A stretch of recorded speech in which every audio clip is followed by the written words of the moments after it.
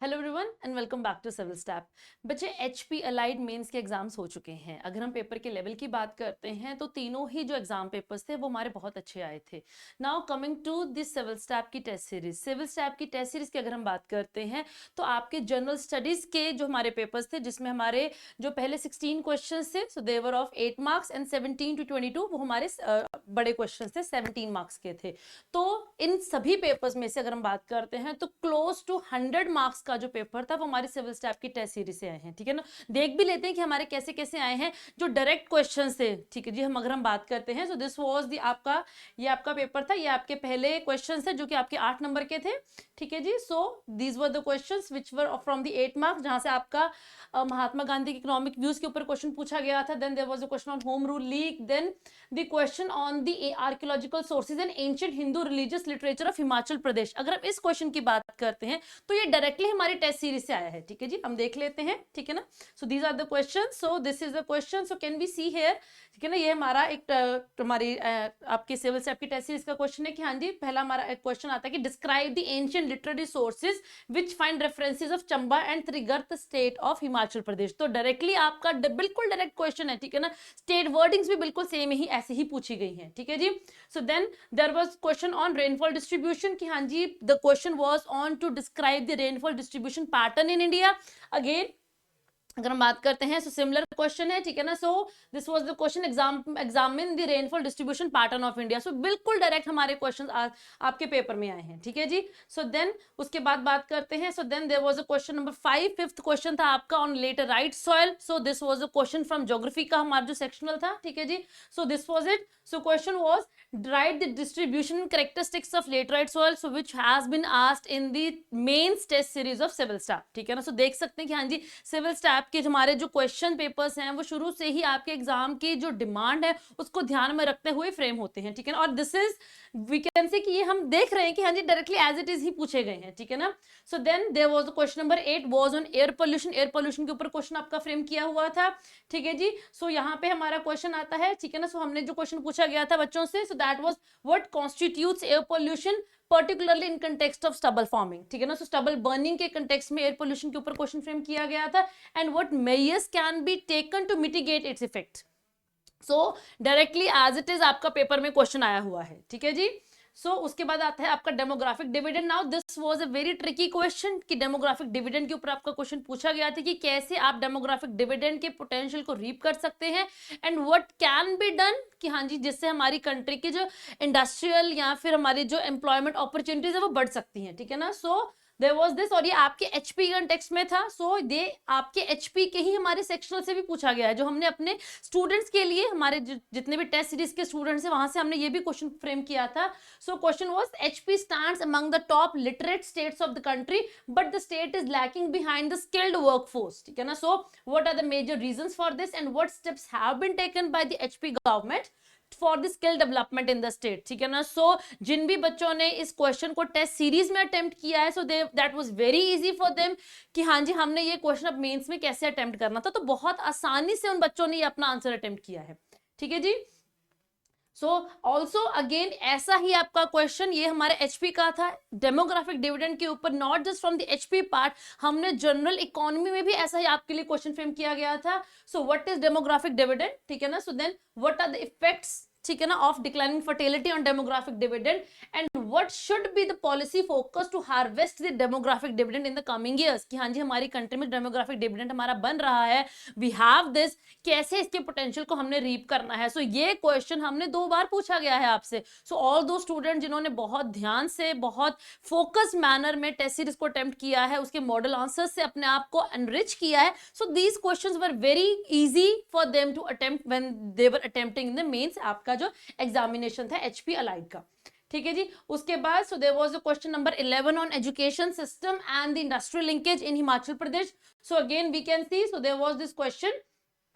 Okay, so अगर हम बात करते हैं, ठीक है ना, so India faces challenges in providing the quality education to its children and the youth. So आपको न्यू एजुकेशन पॉलिसी के कंटेक्स्ट में पूछा गया था कि न्यू एजुकेशन पॉलिसी को यूज करके कैसे हम यूथ के कैसे एजुकेशन को इंप्रूव कर सकते हैं और उसके लिंकेजेस हम आपके जो हमारा जो इंडस्ट्रियल डेवलपमेंट है उसको हम कैसे आगे फर्दर अप कर सकते हैं। ठीक है जी, सो देन उसके बाद आता है कल्चर इन एचपी की हाँ जी द कल्चर इज इंटरलिंक्ड, आपका हमारा क्वेश्चन था हिमाचल प्रदेश के ऊपर कि हाँ जी कल्चर के ऊपर आपका क्वेश्चन आया था, ठीक है ना। सो सिमिलरली हमारा क्वेश्चन है कि the fairs and festivals are inseparable part of society of Himachal Pradesh, elaborate. So again very closely associated, fairs and festivals is equivalent to the culture, ठीक है। सो कल्चर एक बहुत इंपॉर्टेंट पार्ट है HP की society का, तो वैसा ही आपका क्वेश्चन हमारी टेस्ट सीरीज में भी है, ठीक है ना। So there was this question and the students, so we have got these reviews from the student that they were very comfortable in attempting such questions because they have already practiced these questions in the test series itself,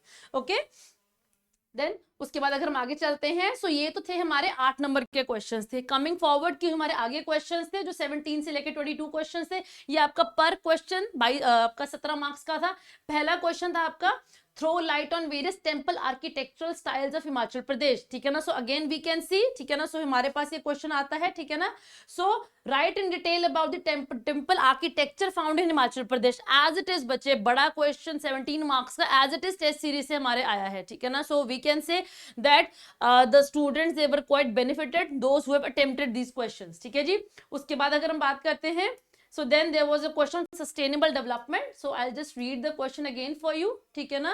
So the question was like, while defining sustainable development, explain the measures to achieve it in Indian context। sustainable development क्या है और India के context में हम कैसे sustainable development achieve कर सकते हैं। अगर हम इस क्वेश्चन की बात करते हैं बच्चे, so we can say we'll say here, ठीक है ना, हम देख सकते हैं कि हाँ जी ओके ओके हाँ जी। So explain the role of eco tourism in sustainable development of Himachal Pradesh. India के कंटेक्स्ट में हमने सस्टेनेबल डेवलपमेंट करनी है। सो सस्टेनेबल डेवलपमेंट आपकी एनवायरनमेंट के कंटेक्स्ट में भी आएगी, आपके टूरिज्म के कंटेक्स्ट में भी आएगी, आपके सस्टेनेबल आपकी स्मार्ट सिटीज के कंटेक्स्ट में भी आएगी, as it is what is sustainable development उस कंटेक्स्ट में भी आएगा। तो ये सारे ही चीजें सस्टेनेबल डेवलपमेंट की तरफ फोकस करते हैं कि हमने डेवलपमेंट करनी है बट हमने एनवायरमेंट को ध्यान में रखते हुए अपनी डेवलपमेंट करनी है। So there was this question, explain the role of eco tourism, ठीक है जी, in sustainable development of Himachal Pradesh, ठीक है जी। Then there was another question, ठीक है जी, how India can mainstream biodiversity conservation in all the relevant sectors of development to achieve long term sustainability. Quite relatable to each other, quite relatable to each other, ठीक है जी। So then there was another question, ठीक है जी, how does renewable energy contribute to sustainable development in India. So again very very similar question, ठीक है ना, हम देख सकते हैं, ओके। सो उसके बाद अगर हम बात करते हैं, ठीक है ना, so then another there was a question, what do you understand by the term sustainable city, discuss the key principles of sustainable city. तो हम देख सकते हैं कि हाँ जी हमारे 4 ऐसे क्वेश्चंस हमने सस्टेनेबल डेवलपमेंट से ही पूछे गए हैं, so which were quite helpful while attempting the question, जो कि आपका पेपर में पूछा गया था कि सस्टेनेबल डेवलपमेंट क्या है और हम इसे कैसे अचीव कर सकते हैं इंडिया के कंटेक्स्ट में। तो ऑलमोस्ट हर सेक्शन को हमने टच किया था जब हमारे सस्टेनेबल डेवलपमेंट की बात आती है, ठीक है जी। So then there was a question MSME, ठीक है ना। सो हिमाचल प्रदेश के एमएसएमई सेक्टर के ऊपर क्वेश्चन पूछा गया था, तो एज इट इज हमने पूछा गया है।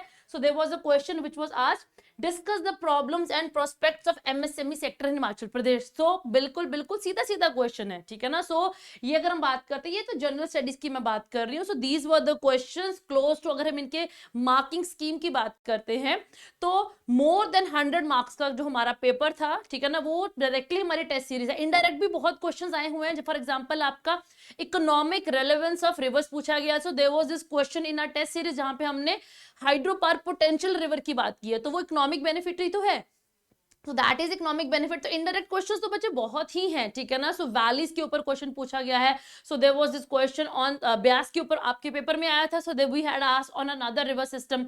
तो इट इज बेसिकली कि हाँ जी आपके पेपर की क्या डिमांड है, तो टेस्ट सीरीज ने बहुत काफी हद तक उस डिमांड को हमने पूरा भी किया है, ठीक है ना। So this was about your, अगर हम बात करते हैं, ठीक है ना। So also there was a question on आपका MSME का जनरल इकोनॉमी में भी था। So evaluate how MSME sector is the backbone of Indian economy। measures क्या क्या ले सकते हैं इसके पोटेंशियल को रीप करने में। So ये आपके जनरल स्टडीज के पेपर में पूछे गए थे। नाउ सिर्फ जनरल स्टडीज की हम बात ना करते हुए आगे भी अगर हम चले, सो आपकी जो इंग्लिश लैंग्वेज का पेपर था, ठीक है ना, उसमें आपकी लेटर आया था, ठीक है ना। So you were given option of 2 letters, ठीक है ना। सो उसमें एक लेटर आया था on that you had to write a letter regarding the issue of speed and आपका जो नॉइज ऑफ ट्रैफिक था, सो उसके ऊपर एक क्वेश्चन आया था।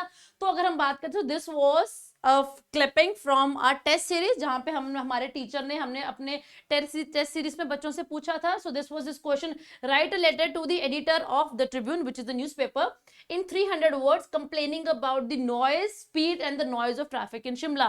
ऐसा लग रहा है कि बिल्कुल एज इट इज आपका पेस्ट किया गया है क्वेश्चन. सो डायरेक्ट आपका टेस्ट आया है. ठीक है जी. उसके बाद अगर हम बात करते हैं प्रेसी राइटिंग, सो प्रेसी की अगर हम बात करते हैं, so this is the precis which has been asked in a test series. ये एग्जैक्ट प्रेसी आपके पेपर में आई है. ठीक है ना, नॉट इवन एक वर्ड का भी डिफरेंस नहीं है, एज इट इज प्रेसी आपके पेपर में पूछी गई है. ठीक है ना. सो देख सकते हैं कि कितनी रिलेटेबिलिटी है आपके एग्जाम पेपर के साथ. ठीक है जी.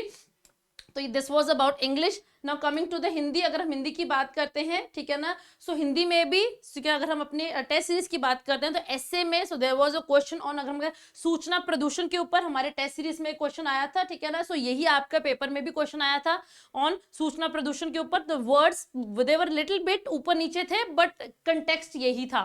ठीक है जी. So it was about noise pollution के ऊपर पेपर में भी आया था, नॉइज पोल्यूशन के ऊपर हमने अपने टेस्ट सीरीज में भी पूछा हुआ है. ठीक है ना. सो the question which was asked in a test series was on सूचना प्रदूषण. ठीक है जी.